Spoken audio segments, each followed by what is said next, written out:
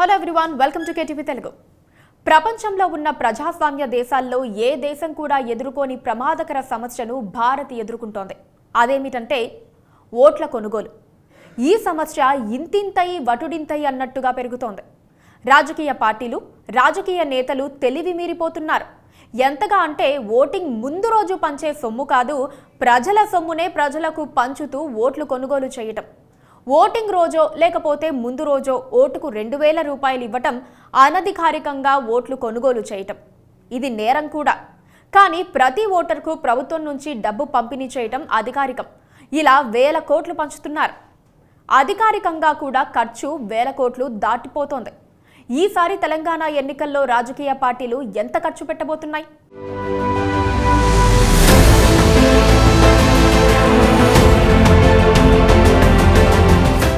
డబ్బు పెట్టి ఓట్లు కొనుగోలు చేసే జబ్బు మన దేశానికే ప్రత్యేకంగా వచ్చింది.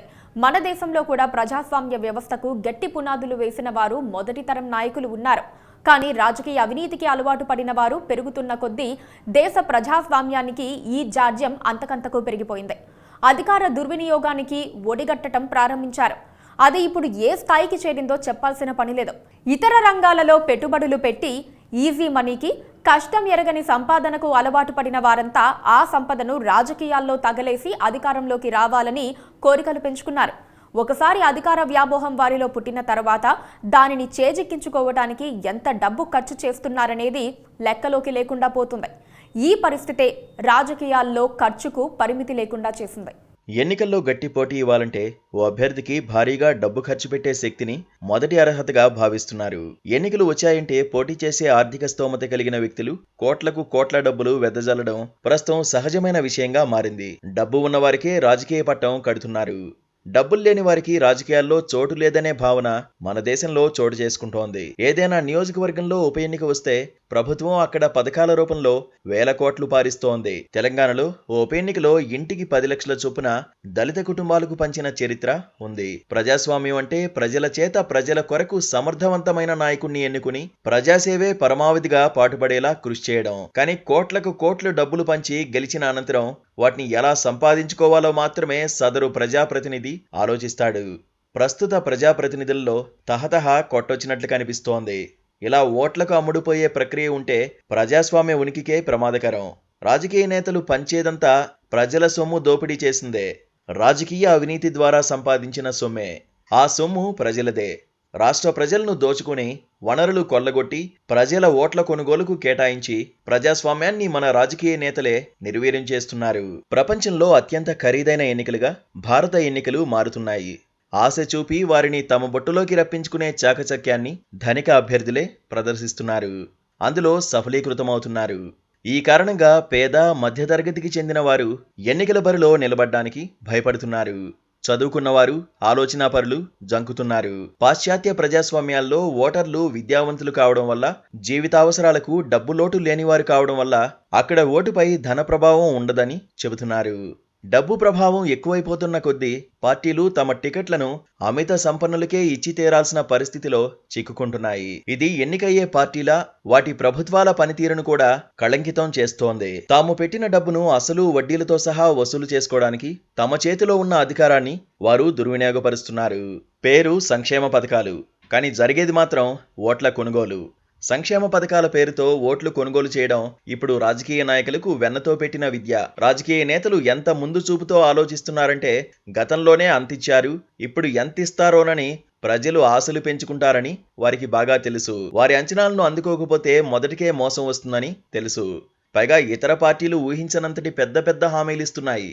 వాటిని దాటుకుని తనపైనే నమ్మకం పెట్టుకోవాలంటే ముందుగానే ఓటర్లకు తగినంత అందజేయాలి. అందులో అధికారంలో ఉన్న పార్టీలు ఇష్టారీతిన పథకాల పేరుతో 1,000 కోట్లు ఖర్చు పెట్టేస్తున్నాయి. అదంతా ప్రజాధనమే. ప్రజలు పన్నులుగా కట్టిన సొమ్మో, లేకపోతే రాష్ట్రాన్ని తాకట్టు పెట్టేసి చేసే అప్పో, లేకపోతే ఆస్తులు అమ్మేసో పంచేస్తున్నారు. ఓటర్లను రాజకీయ నాయకులు ఎక్కడిదాకా తీసుకువెళ్లారంటే ఓటుకు నోటు ఇవ్వాల్సిందేనని డిమాండ్ చేస్తున్నారు. పథకాలు మాకు రాలేదు కాబట్టి ఓటు వేయమంటున్నారు.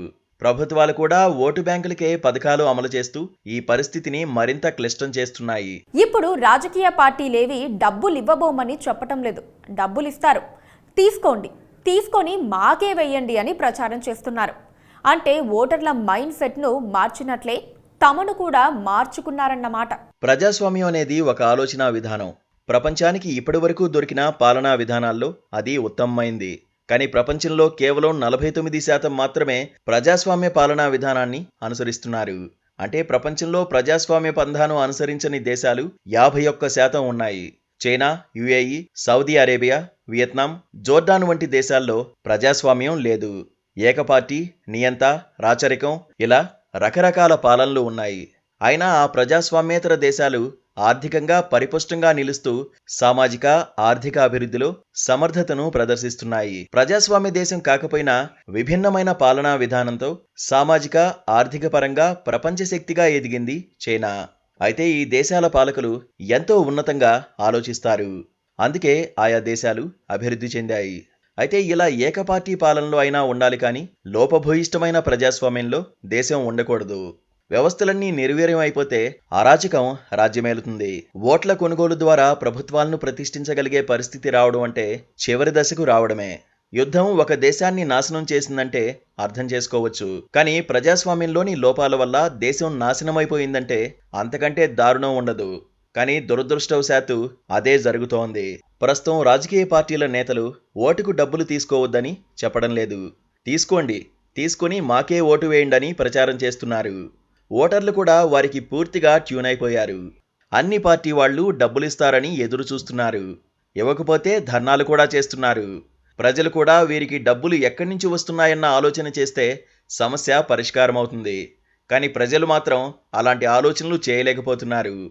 చచ్చినోడికి వచ్చిందే కట్నం అనుకుని తమకు తాము ప్రజాస్వామ్యానికి పాతరేస్తున్నామని, హక్కులకు సంకెళ్లు వేసుకుంటున్నామని, రాష్ట్ర భవిష్యత్తును అమ్మేస్తున్నామని తెలుసుకోకుండా పోటీపడి డబ్బులు తీసుకుని మరీ ఓటేస్తున్నారు. ఈ జాడ్యం ఎంత దారుణంగా ప్రబలిపోయిందంటే టీచర్స్ గ్రాడ్యుయేట్ ఎమ్మెల్సీ ఎన్నికలు జరిగితే వారు డబ్బులు డిమాండ్ చేసి తీసుకునే పరిస్థితి. టీచర్లు అంతే. ఇంత దారుణంగా కుళ్ళిపోయిన పరిస్థితికి ప్రజాస్వామ్యం చేరింది అనడంలో సందేహం లేదు. పరిష్కారానికి ఒక్కటే మార్గం, ప్రజల్లో మార్పు రావడం. ప్రజాస్వామ్యం అనేది అమ్మే సరుకు కాదు. ఓటు హక్కు అనేది 1000కో 2000కో విలువ కట్టేది కాదు. ప్రజలు తెలుసుకున్నప్పుడే భారత్ ఎదుగుతుంది. అంటే ప్రజలు ఎదుగుతారు.